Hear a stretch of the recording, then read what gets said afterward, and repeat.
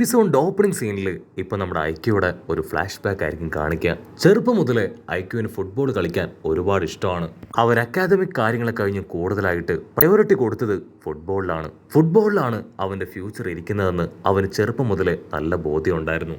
ഈ ലോകം അറിയപ്പെടുന്ന എല്ലാവരും ബഹുമാനിക്കുന്ന ഒരു സ്ട്രൈക്കറായി മാറണം, അതാണ് അവന്റെ ഏക ലക്ഷ്യം. അതിനുവേണ്ടി ചെറുപ്പം മുതലേ അവൻ നല്ല രീതിയിൽ ട്രെയിനിങ് എടുത്തും പ്രാക്ടീസ് ചെയ്തും മുൻപോട്ടേക്ക് വന്നു. പക്ഷെ എന്താ, ചില കാരണങ്ങളാൽ അവന് ഒരുപാട് പേരെ അസിസ്റ്റ് ചെയ്ത് നിൽക്കേണ്ടി വന്നു. അതുകൊണ്ട് തന്നെ ഒരു സ്ട്രൈക്കറായി മാറി നല്ല പെർഫോമൻസ് കൊടുക്കാൻ അവനെ കൊണ്ടായില്ല.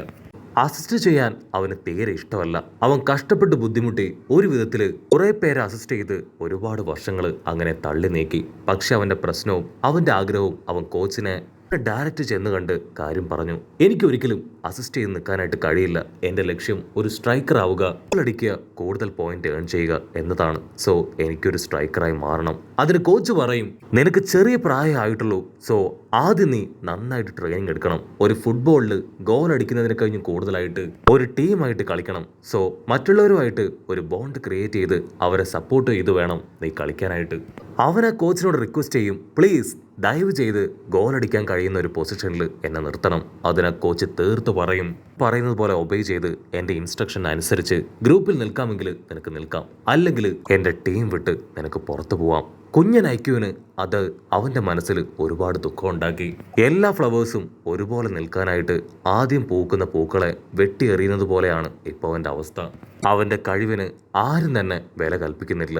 അവന്റെ സ്വപ്നങ്ങളും അവന്റെ ആഗ്രഹങ്ങളും ആരും തിരിച്ചറിയാൻ കൂട്ടാക്കുന്നില്ല. അങ്ങനെ ദിവസങ്ങളും മാസങ്ങളും വർഷങ്ങളും കഴിഞ്ഞു പോകുന്തോറും അവന്റെ പ്ലേയിങ് സ്കില്ലും കഴിവും ഒക്കെ കൂട്ടിക്കൊണ്ട് വരികയാണ്. അവൻ കാരണം പല ഗെയിമിലും അവരുടെ ടീം ജയിക്കും. പക്ഷേ അവന്റെ ഉള്ളിൽ വലിയൊരു നിരാശയാണ്.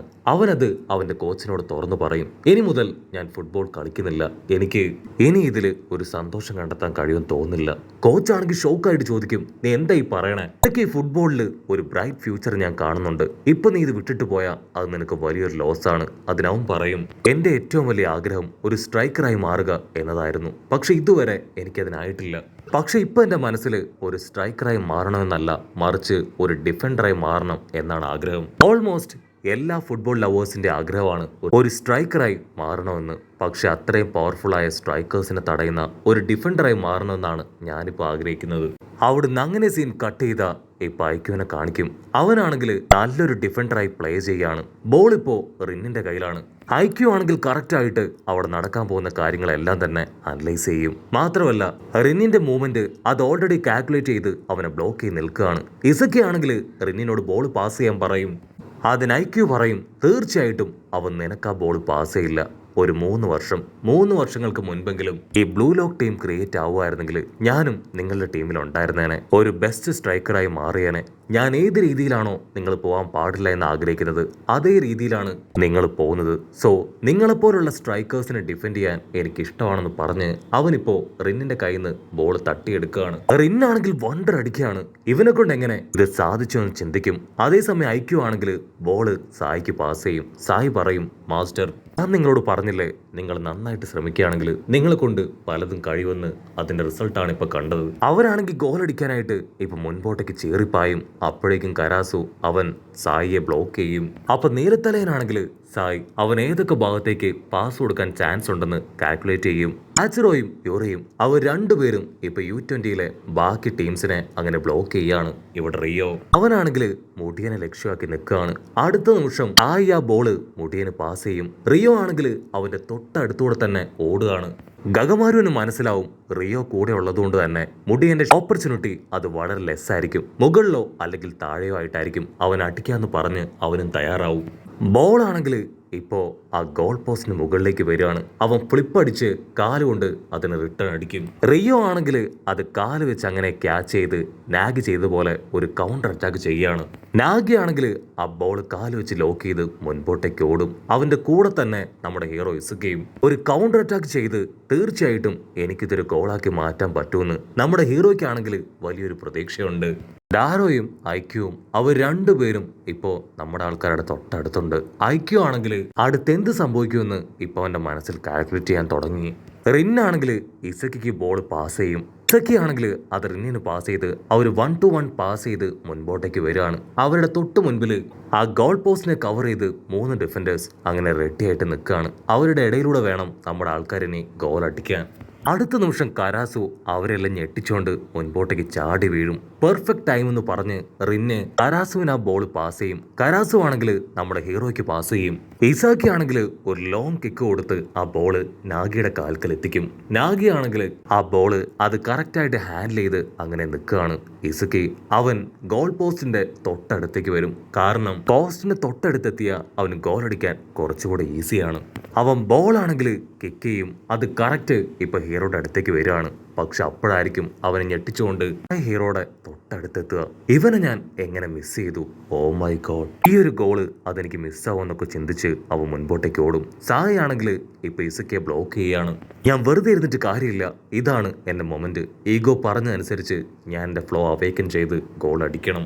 സായി ആണെങ്കിൽ ഇപ്പൊ ഇസക്കിയെ പിടിച്ചു വെച്ചിരുന്ന കൈ അത് റിലീസാവും. ഉടനെ കൺട്രോൾ പോയി നമ്മുടെ ഇസക്കി അവൻ മുൻപോട്ടേക്ക് ആയിയാണ്. എന്റെ മുൻപിൽ വേറെ വഴിയില്ലാതെ ഇസക്കി ആ ബോള് ഇപ്പൊ റിന്നിന് പാസ് ചെയ്യും. അപ്പൊ റിന്നിന്റെ തൊട്ടടുത്തായിട്ട് ഐക്യു അവൻ ആ ബോൾ ഹോൾഡ് ചെയ്യാനായിട്ട് അവന്റെ അടുത്തേക്ക് എത്തിക്കഴിഞ്ഞു. അപ്പോഴായിരിക്കും ഒരു വമ്പൻ ട്വിസ്റ്റ്. നമ്മുടെ ബാറോ അവൻ എടുത്ത് ചാടി വന്ന് ആ ബോളില് നല്ലൊരു കിക്ക് കൊടുത്ത് അവനവന്റെ ടീഷർട്ട് വലിച്ചൂരിയെടുക്കും. അടുത്ത നിമിഷം അതൊരു ഗോളായി മാറേണ്ട താമസം ബ്ലൂ ലോക്കിലെ ടീംസ് എല്ലാം തന്നെ അവനെ വളയാണ്. ഇവിടെ ജനങ്ങളെല്ലാവരും എഴുന്നേറ്റ് നിന്ന് കൈയടിച്ച് നമ്മുടെ ആൾക്കാരെ സപ്പോർട്ട് ചെയ്യും. ഇസക്കിക്കാണെങ്കിൽ അതെങ്ങനെ സംഭവിച്ചു എന്ന് മനസ്സിലാവില്ല. അതിനവൻ പറയും, ആക്ച്വലി ഞാൻ നിന്നെയാണ് ഫോളോ ചെയ്യുന്നത്. അവൻ ഇടയിൽ വന്ന് ബ്ലോക്ക് ചെയ്തപ്പോ എനിക്ക് അല്പം എന്റെ ശ്രദ്ധ തെറ്റിപ്പോയി. പക്ഷെ എനിക്ക് ഉറപ്പുണ്ടായിരുന്നു അവസാനമായിട്ട് നീ റിന്നിന് തന്നെ ബോൾ പാസ് ചെയ്യുമെന്ന്. സോ ഞാൻ ഫോക്കസ് ചെയ്തത് റിന്നിനെയാണ്. അങ്ങനെയാണ് കറക്റ്റ് ആയിട്ട് എനിക്ക് ആ ഗോൾ അടിക്കാൻ കഴിഞ്ഞതെന്ന് അവൻ പറയും. അപ്പോഴായിരിക്കും റെഫറി അവന് യെല്ലോ കാർഡ് കാണിക്കുക. കാരണം ഗ്രൗണ്ടിൽ വെച്ച് ഒരു കാരണവശാലും ടീഷർട്ട് അഴിക്കാൻ പാടില്ല. അവൻ അതിനെ ബ്രേക്ക് ചെയ്ത് ടീഷർട്ട് അഴിച്ചു. ഇവിടെ ഹീറോയ്ക്ക് മനസ്സിലാവും എല്ലാവരും നല്ല രീതിയിൽ ടീമായിട്ട് വർക്ക് ചെയ്താൽ മാത്രമേ U20 തോൽപ്പിക്കാൻ പറ്റൂ. നല്ലൊരു ടീമിന്റെ ബോണ്ടിന്റെ ലക്ഷണമായിട്ടാണ് ഇപ്പോൾ ഒരു ഗോൾ അടിക്കാൻ കഴിഞ്ഞതെന്ന് പറയും. അതേസമയം U20 ടീമിന്റെ മാനേജർ ആളാണെങ്കിൽ ടെൻഷൻ ആവുകയാണ്. ഇങ്ങനെ പോയാൽ തീർച്ചയായിട്ടും നമ്മുടെ ടീം തോൽക്കും. ആ ബ്ലൂ ലോക്ക് അവർ മുൻപോട്ട് കയറി വരും. ഇപ്പൊ തന്നെ രണ്ടുപേരുടെ സ്കോർ ടൈയാണ്. അതിന് സായി ആണെങ്കിൽ ദേഷ്യപ്പെട്ട് പറയും, നീ ഞങ്ങളുടെ ടീം അത് കാണുന്നില്ലേ? ഞങ്ങളുടെ ടീമിനിപ്പോ പുതിയൊരു പവർ കിട്ടി. നീ ആദ്യം ഞങ്ങളുടെ ടീമിന്റെ പെർഫോമൻസ് അത് കാണ്. ഞങ്ങളുടെ എല്ലാവരുടെയും ലക്ഷ്യം കളിയിൽ ജയിക്കുക എന്ന് തന്നെയാണ്. ഞങ്ങൾ എല്ലാവരും ഞങ്ങളുടെ 100% എഫേർട്ട് ഇതിലിടുന്നുണ്ട്. ഇവിടെ ഐക്യു ആണെങ്കിൽ ഷൂട്ടോയെ സപ്പോർട്ട് ചെയ്യാണ്. നിനക്കൊരു കാര്യം അറിയോ, നീയാണ് ഇതിലെ കീ പ്ലെയർ. നിനക്ക് മാത്രമേ ഇനി ഇതിൽ എന്തെങ്കിലും ചെയ്യാൻ കഴിയൂന്ന് പറയൂ. അത് കേട്ട് അവനിപ്പോ മുൻപോട്ടേക്ക് നടന്നു പോകും.